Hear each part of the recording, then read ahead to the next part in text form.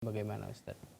Ini tentu sebenarnya perbuatannya bagus, mengajak orang untuk sholat. Tapi ingat, Allah Subhanahu wa Ta'ala mengatakan, Ya ayyuhalladzina amanu qu anfusakum wa ahlikum nara. Wahai orang-orang yang beriman, hendaklah kalian jaga diri kalian dan keluarga kalian daripada api neraka.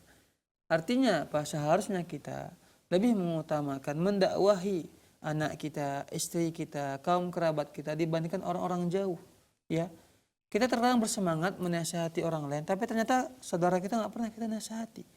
Orang tua kita ataupun anak kita, abang kita nggak pernah kita nasihati. Ini yang perlu sekali kita selamatkan daripada api neraka Allah Subhanahu wa Ta'ala. Jadi bukan berarti ya kita menyalahkan orang tersebut. Mungkin ada yang begitu. Dia semangat mendakwahi orang di luar kotanya, di luar kampungnya, tapi ternyata kalau kita lihat keluarga dia tak pernah dia nasihati. Ini keliru. Bagusnya bagaimana? Dia gabungkan semuanya. Dia nasihati keluarganya dan juga dia nasihati orang lain di luar kampungnya. Ini insya Allah semoga mendapat manfaat bagi dia, pahala yang besar bagi dia yang bersemangat mendakwahi orang lain. Dan dakwah juga butuh ilmu. Dakwah juga butuh ilmu.